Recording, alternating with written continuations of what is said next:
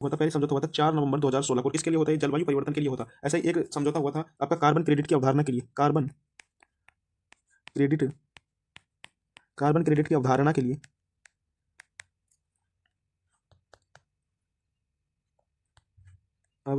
हुआ था Kyoto protocol. कौन सा?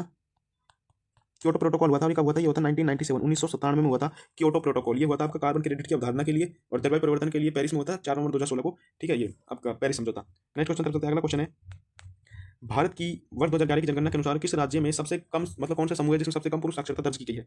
तो बिहार और अरुणाचल प्रदेश। ये मैं आपको कल भी क्वेश्चन करवा चुका साक्षरता से। तो साक्षरता से और जनगणना से लगभग हमारे क्वेश्चन पूरे हो चुके हैं। और जनगणना से अगर बात करूँ तो सबसे पहले हमारे देश में जब जनगणना हुई थी, यानी में जनगणना हुई थी 1972 में हुई थी। किसके समय में हुई थी आपको कमेंट करके बताना है। फिर 1981 में सबसे पहले हमारी नियमित जनगणना हुई थी रिपन के समय में। एक हुई थी 1830 में हेनरी वाल्टन के समय में, हैदराबाद में हुई थी हमारी एक पहली शहरी जनगणना हुई थी 1830 में, हेनरी वाल्टन ने करवाई थी। ठीक है, पहली शहरी जनगणना। और सबसे पहले अगर जनगणना पूछे किस देश में हुई थी तो वो स्वीडन में हुई थी। और सबसे पहले नियमित जनगणना कहाँ पर हुई थी? तो यूएसए में हुई थी। ठीक है, नेक्स्ट क्वेश्चन करते हैं। अगला क्वेश्चन है, 2 ओलंपिक पदक जीतने वाली पहली भारतीय महिला कौन बनी? ठीक है, तो 2 ओलंपिक पदक जीतने वाली पहली भारतीय महिला पीवी संधू है। और इन्होंने कब कब जीते थे? तो एक इन्होंने जीता था 2016 के रियो ओलंपिक में, और एक जीता था इन्होंने 2020 के जो 2021 में हुए थे ना टोक्यो ओलंपिक में। और किस खेल से जुड़ी है पीवी संधू? तो बैडमिंटन से जुड़ी हुई है। कर्णम मल्लेश्वरी 2000 में, सन 2000 में पहली भारतीय महिला जो गोल्ड सॉरी मेडल लेकर आई थी ओलंपिक में। मेडल लेकर आने वाली पहली भारतीय महिला कौन है? कर्णम मल्लेश्वरी है। सन 2000 के सिडनी ओलंपिक में लेकर आई थी। कौन से ओलंपिक में? सिडनी ओलंपिक में लेकर आई थी। और साइना नेहवाल और मैरी कॉम दोनों की दोनों 2012 के लंदन ओलंपिक में लेकर आई थी मेडल। ठीक है, अगर बात करें पहले पुरुष कौन थे मेडल लेकर आने वाले, या फिर व्यक्तिगत 2 मेडल लेकर आने वाले पुरुष कौन है, तो वो है आपके पहले सुशील कुमार। कौन है? सुशील कुमार है। सुशील कुमार कुश्ती से जुड़े हुए हैं, सुशील कुमार। और ये कब कब लेकर आए थे? तो ये लेकर आए थे आपका, एक तो ये लेकर आए थे 2008 में, और एक 2012 में। ठीक है, एक 2008 और एक 2012 में मेडल लेकर आए थे। उसके बाद एक मनु भाकर 2024 के पेरिस ओलंपिक में, एक ही ओलंपिक में 2 मेडल लेकर आने वाली पहली भारतीय महिला कौन बन गई है? तो वो मनु भाकर बन गई है। मनु भाकर का संबंध किससे है? शूटिंग से है। मनु भाकर, ठीक है, मनु भाकर का संबंध शूटिंग से है। Next, why I am an atheist किसकी पुस्तक है? किस क्रांतिकारी की पुस्तक है? तो भगत सिंह की पुस्तक है।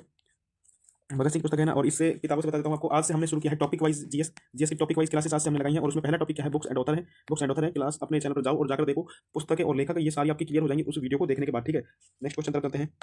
योद्धाओं की जीत के जश्न मनाने के बाद जो आपका घोड़े मोदनी नृत्य कहाँ पर होता है? तो गोवा में होता है। घोड़े मोदनी नृत्य है ना, घोड़े मोदनी, जिसको युद्ध नृत्य भी कहते हैं। और कौन कौन से नृत्य होते हैं गोवा में? तो सोंडोल होता है, सॉरी सोंडोल लद्दाख में होता है। यहाँ पर होता है खोल दखनी, खोल खोल दखनी होता है। जागोर होता है, जागोर होता है यहाँ पर।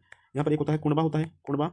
तरंग मेल होता है गोवा में, तरंग मेल नृत्य कहाँ होता है? गोवा में होता है। कर्नाटक की बात करूँ तो वीर गास्य होता है ना, यक्षगान होता है, लांबी होता है, लांबी।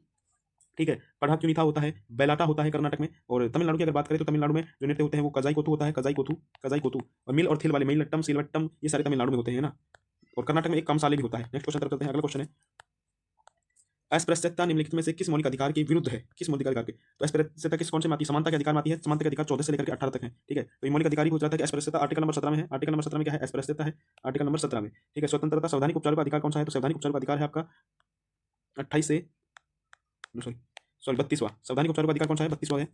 संवैधानिक उपचारों का अधिकार है। स्वतंत्रता का अधिकार है आपका 19 से 22। और धर्म के ये है आपका 25 से 28, 25 से 28 आर्टिकल। ठीक है, भाग 3 में है। मौलिक अधिकार कौन से भाग में है? भाग 3 में है। और मैग्ना, भारतीय संविधान का मैग्ना कार्टा कौन से भाग को कहते हैं? तो भाग 3 को भारतीय संविधान का मैग्ना कार्टा कहा जाता है। अगले क्वेश्चन की तरफ चलते हैं। नेक्स्ट क्वेश्चन है, भारत के 12वें प्रधानमंत्री कौन थे? तो आई के गुजराल भारत के 12वें प्रधानमंत्री थे। उसके बाद बात करें आई के गुजराल भारत के 12वें प्रधानमंत्री। पीवी नरसिम्हा राव कौन से थे? 9वें प्रधानमंत्री थे। और इन्हीं के समय में 1991 में क्या आया था? एलपीजी मॉडल आया था, एलपीजी मॉडल। ठीक है, अटल बिहारी वाजपेयी जो थे वो 10वें प्रधानमंत्री थे। और मनमोहन सिंह थे 13वें प्रधानमंत्री। अभी 14वें कौन है? तो 14वें है हमारे पीएम मोदी। पीएम मोदी, प्रधानमंत्री मोदी कौन से नंबर के हैं? तो 14वें नंबर के हैं। ठीक है, आपको बताना है क्वेश्चन करके, क्वेश्चन ऑफ द कमेंट आपका, कि भारत के दूसरे प्रधानमंत्री कौन थे। ठीक है, नेक्स्ट क्वेश्चन है, निम्नलिखित में से कौन सा आर्टिकल अल्पसंख्यकों को अपनी पसंद की शिक्षण संस्थाओं की स्थापना करने का अधिकार देता है? तो ये आपका आर्टिकल नंबर 30 मौलिक अधिकार है। 29 और 30, 29 और 30 मौलिक अधिकार है। 29 में क्या है? 29 में भी शिक्षण, यही है शिक्षा एवं संस्कृति का अधिकार है ना, ये 29। ठीक है, 29 और 30 दोनों ही मौलिक अधिकार है। आर्टिकल नंबर 31 जो है इसको हटा दिया गया कौन से? संविधान संशोधन से, 44वें संविधान संशोधन 1978 के द्वारा इसको खत्म कर दिया गया। ठीक है, आर्टिकल 28 में क्या है? 28 में आपका कि कोई भी धार्मिक कार्य यदि होता है तो उसमें सरकार आपको जो है पैसा नहीं देगी। ठीक है, पैसा नहीं देगी सरकार। 26 में आर्टिकल जैसे 25 से 28, सॉरी 28 में है कि किसी भी शिक्षण संस्था में किसी भी धर्म के विरुद्ध शिक्षा नहीं दी जाएगी। ठीक है, 27 में है आपका वो। अगला क्वेश्चन है हमारा आज का अंतिम क्वेश्चन है कि प्रसिद्ध उपन्यास गोदान किसका है? प्रसिद्ध उपन्यास जो गोदान है यह किसकी रचना है? तो मुंशी प्रेमचंद की रचना है गोदान। और आज की जो क्लास मैंने करवाई है प्रमुख पुस्तकों की, उसमें सभी राइटर्स को मैंने लिया है, आप जाकर उसको देख सकते हो। फिर मैं आपको कुछ बताता हूँ, जैसे एक कर्म भूमि भी इन्हीं की है, सेवा सदन भी इन्हीं का है, सेवा सदन। ठीक है, ये भी इन्हीं का उपन्यास है। सूर्यकांत त्रिपाठी निराला की अगर बात करूँ तो इनका है एक परिमल, परिमल है इनका। अनामिका है इनकी, अनामिका, अनामिका। जयशंकर प्रसाद की बात करूँ तो झरना है, लहर है, कामायनी है, आंसू है, आंसू। आंसू जयशंकर प्रसाद का बहुत इंपॉर्टेंट है, आंसू। हरिवंश राय बच्चन की अगर हम बात करते हैं तो इनका है एक नीड का निर्माण, नीड का निर्माण।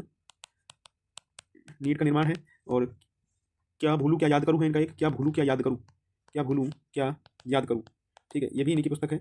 नीट का निर्माण, क्या भूलूं क्या याद करूं, और मधुबल, मधुशाला, मधुकलश, ये सभी इन्हीं की रचनाएं हैं। अभी मैं आपको बताता हूँ कुछ और, जैसे कि एक है आपके महादेवी वर्मा, महादेवी, हिंदी की कुछ किताबें बताता हूँ। महादेवी वर्मा की है नीरजा, दीपशिखा, है ना, यामा। यामा के लिए तो इनको क्या मिला था बताओ, पहली भारतीय महिला है जो हिंदी के लिए, जिनको हिंदी के लिए आपका वो ज्ञानपीठ अवार्ड मिला था, तो यामा के लिए मिला था महादेवी वर्मा को। एक है सुमित्रा, ये हाँ सुमित्रा नंदन पंत, सुमित्रा नंदन पंत हैं, ये पहले पुरुष हैं, सुमित्रा नंदन पंत, इनको मिला था चिदम्बरा के लिए, चिदम्बरा। और इनकी एक पुस्तक और है पल्लव, एक पुस्तक है इनकी पल्लव। तो ये सूर्यकांत नंदन पंत, ये सुमित्रा नंदन पंत की पुस्तक है पल्लव, और चिदम्बरा है ना महादेव वर्मा की है। तो आज की क्लास में इतना ही। अगर आपको ये बुक्स एंड ऑथर पुस्तक, ये हम जो मैंने टॉपिक वाइज सीरीज चलाई है, इसे जरूर जुड़ना, आपको बहुत ही फायदा इससे मिलने वाला है। और जो हमारी वर्दी सीरीज से जो भाई जुड़े हुए हैं, है ना, भाई और बहन जो भी जुड़े हुए हैं वर्दी सीरीज के साथ, उनका तो बेस्ट वो करके आएंगे। ये दोनों आप कर लेते हो, इनको कंप्लीट होने के बाद हम कुछ नया शुरू करेंगे, ठीक है। इससे जरूर जुड़ेगा प्लेलिस्ट में जाकर के, और कमेंट करके जरूर बताया कीजिए कि आपको अगर कुछ और भी कुछ करना हम करें, कुछ आपकी सलाह है तो आप दे सकते हैं अपनी कमेंट में। चैनल को सब्सक्राइब नहीं किया तो सब्सक्राइब कीजिए, वीडियो को लाइक कीजिएगा। मैं मिलता हूं नेक्स्ट क्लास में।